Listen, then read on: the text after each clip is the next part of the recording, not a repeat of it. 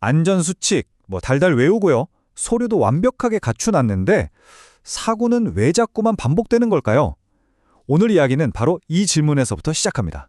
단순한 규칙을 넘어서 우리 몸이 안전을 기억하게 만드는 새로운 생존 전략에 대해 한번 깊이 파고들어보죠. 자, 이 타임라인을 한번 보세요. 정말 안타까운 패턴이 하나 보이지 않으세요?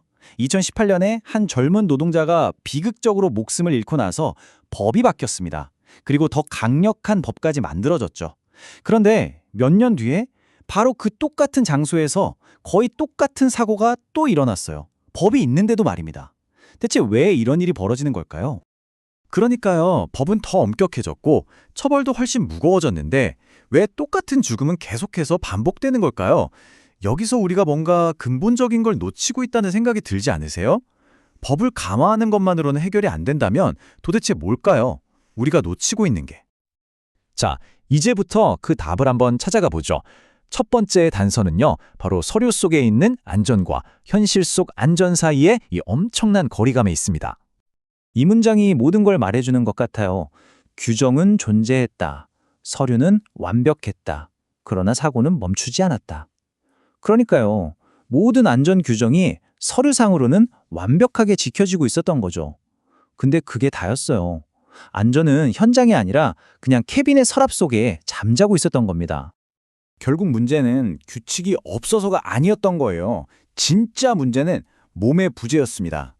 우리는 안전을 머리로 외우고 이해하는 거라고만 생각했지 정작 위험한 순간에 나도 모르게 몸이 먼저 반응하게 만드는 것, 그건 생각하지 못했던 거죠. 자, 그럼 왜 규칙만으로는 안 되는 걸까요? 여기에는 더 근본적인 이유가 있습니다. 바로 우리가 사는 이 세상에 위험의 종류 자체가 완전히 달라졌기 때문이에요. 독일의 유명한 사회학자죠. 울리릭 백이라는 사람이 우리 시대를 정확하게 진단했는데요. 바로 위험사회라고 불렀습니다. 이게 무슨 말이냐면요.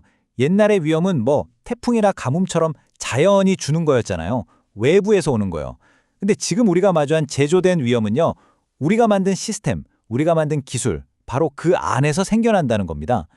2022년에 있었던 광주 아파트 붕괴 사고를 생각해 보시면 바로 이해가 되실 거예요. 그건 자연재해가 아니었잖아요. 우리가 더 빨리, 더 높이 지으려고 만든 시스템이 만들어낸 비극이었죠. 근데 여기서 한 발 더 나아가면 더 좀 섬뜩한 이론이 있습니다. 찰스 페로우라는 학자의 정상사고 이론인데요.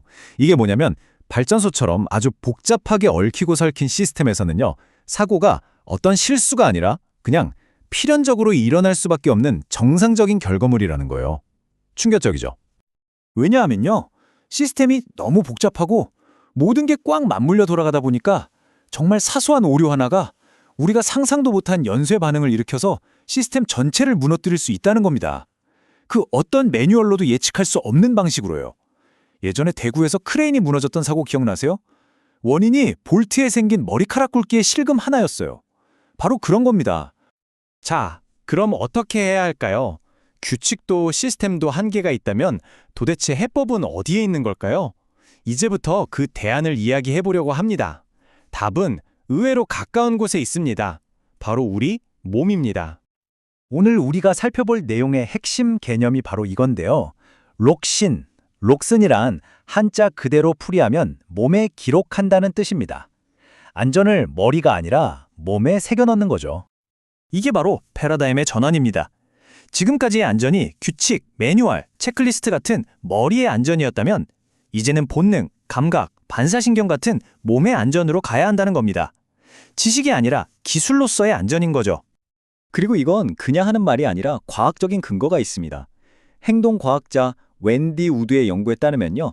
우리 일상 행동의 무려 43%가 의식적인 생각이 아니라 습관이래요. 거의 절반이 그냥 자동으로 이루어지는 거죠. 우리의 목표는 안전한 행동을 바로 그 43%의 무의식적인 습관으로 만드는 겁니다. 좋아요. 그럼 몸은 대체 어떻게 안전을 학습할 수 있을까요? 몸은요, 우리에게 끊임없이 신호를 보냅니다. 바로 우리의 감각이라는 언어를 통해서요. 숙련된 전문가들을 한번 떠올려 보세요. 그분들은 계기판 숫자만 보지 않아요. 용접공은 용접 부위의 미세한 색깔 차이만 보고도 온도가 잘못됐다는 걸 알아채고요. 펌프 기사는 기계가 돌아가는 소리에서 아주 찰나의 불협화음만 듣고도 기계에 문제가 생겼다는 걸 감지합니다. 손끝으로 케이블을 만져보면서 아주 작은 가닥 하나가 풀린 걸 느끼기도 하고요. 이게 바로 몸에 내장된 고도로 훈련된 경고 시스템인 거죠. 그리고 이 몸의 반응 속도는요, 정말 놀라울 정도입니다. 자, 0.1초. 이게 바로 우리 몸이 위험을 감지하고 바로 반응하는 데 걸리는 시간이래요. 머리로 생각하고 판단하는 시간보다 무려 3배나 빠른 겁니다. 사고 현장에서 삶과 죽음을 가르는 건 바로 이 0.2초의 차이일 수 있다는 거죠. 물론 이게 그냥 저절로 생기는 초능력 같은 건 아닙니다. 이건 철저하게 의도된 훈련의 결과물이에요. 그리고 그 훈련의 핵심이 뭐냐? 바로 단순한 루틴의 힘입니다. 여기서 목표는 세상의 모든 위험을 없애는 게 아니에요. 그건 불가능하죠.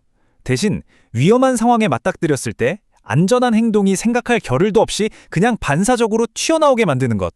그걸 자동화하는 게 목표입니다. 그러면 구체적으로 어떻게 우리 몸을 훈련시킬 수 있을까요? 여기 원문에 소개된 아주 간단하면서도 강력한 방법이 하나 있습니다. 바로 1분 주의력 리셋이라는 건데요. 어떤 작업을 시작하기 전에 딱 1분만 투자하는 겁니다. 먼저 심호흡을 3번 하면서 마음을 가라앉히고요. 그 다음엔 작업 공간 전체를 쭉 훑어보면서 시야를 넓힙니다. 마지막으로 잠시 눈을 감고 주변의 소리에 집중하면서 귀를 여는 거죠. 그리고 이런 작은 루틴의 힘은요, 한 사람에게서 끝나지 않습니다. 보세요. 한 명의 단순한 루틴이 반복되면 그 사람의 습관이 되죠. 팀원 모두가 그 습관을 공유하면 그건 팀의 규범이 됩니다. 그리고 현장 전체에 이런 규범들이 깊숙이 뿌리 내리면 마침내 그게 바로 우리가 원하는 회복력 있는 안전 문화가 되는 겁니다. 위에서 아래로 내려오는 지시가 아니라 아래서부터 자라나는 문화인 거죠. 결국 이 모든 이야기의 결론은 어쩌면 아주 간단합니다. 우리가 가진 가장 정교하고 뛰어난 안전장치는요, 어떤 비싼 최첨단 기계가 아니라 태어날 때부터 우리 안에 있었던 바로 우리 자신의 몸이라는 사실입니다. 진짜 중요한 질문은 이걸 거예요. 당신의 몸은 지금 이 순간에도 계속해서 신호를 보내고 있는데 당신은 그 목소리를 듣고 있나요?